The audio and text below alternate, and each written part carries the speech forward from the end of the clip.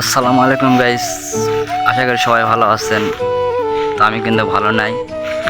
এই বৃষ্টির মধ্যে চলে আসি পোল্লার ভিটার, পোল্লা তুলবা। ঠিক আছে,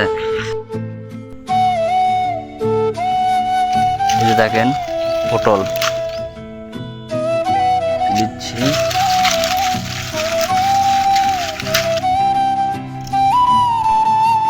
এইটা হচ্ছে আমাদের পোল্লার ভিটা। ঠিক আছে, এই দেখেন।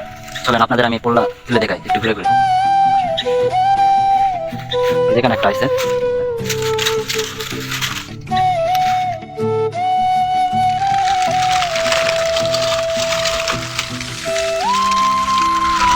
তো আমাদের গত সপ্তাহ পোল্লা তুলেছিল, ঠিক আছে, এই জন্য একটু পোল্লা কম, তাও আছে মোটামুটি ভালোই পোল্লা আছে।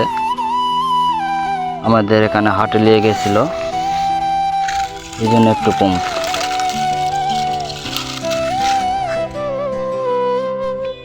এই তো পোল্লা তোলা শেষ। এই যে দেখেন এতগুলা তুললাম, মানে বেশি তুলি নাই, বাসার খাবারের জন্য তুলছি, তো বেশি তোলা হবে না। তো বাড়ির পথে এখন রওনা দিব। বাড়ির পথে যাতে আমাদের একটু গ্রামের আপনাদের লোকেশনটা দেখাবো। আমাদের গ্রামটা না অনেক সুন্দর। ঠিক আছে, চলেন দেখাচ্ছি।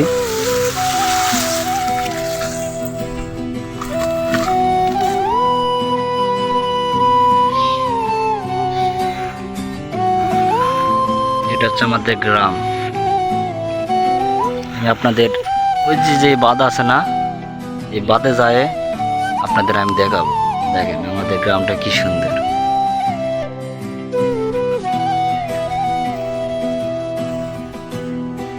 ওই যে যাচ্ছি বাঁধের দিকে, হাঁটতে হাঁটতে আমাদের একটু পরিবেশটা দেখায়।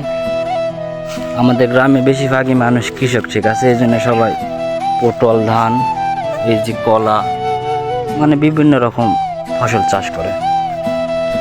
কৃষক তো, এই জন্য সবাই এই পোল্লার খাতটা একটু বেশি হয়, ধানেরও খাত হয়। দেখেন সব 12 মিশালি সব রকমেরই আমাদের এখানে আবাদ হয়। এই যে হলদি, পটল, কলা, ধান, অনেক কিছুই হয়। এই তো চলে এলাম বাঁধের কাছে।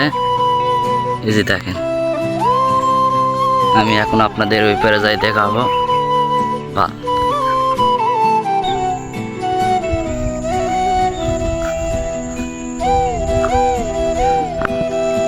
এখানে একটা সিঁড়ি, মানে সিঁড়ি না, রাস্তায় ওঠার মতো অনেক বড়ই,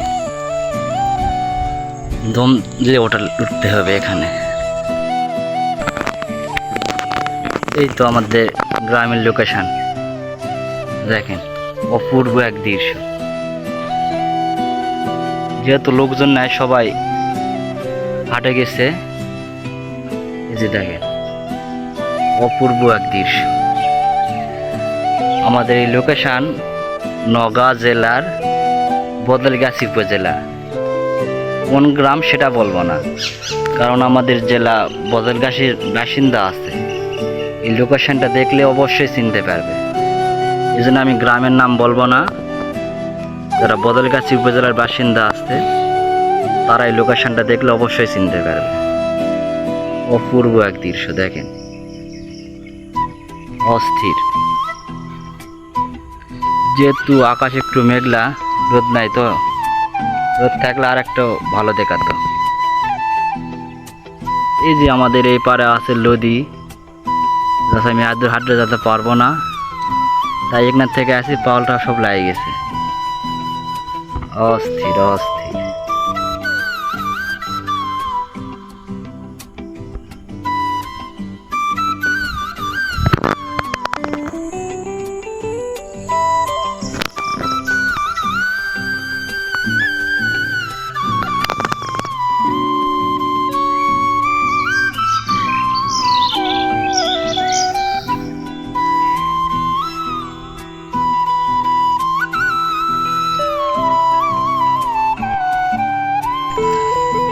তো শেষ এই পর্যন্তই।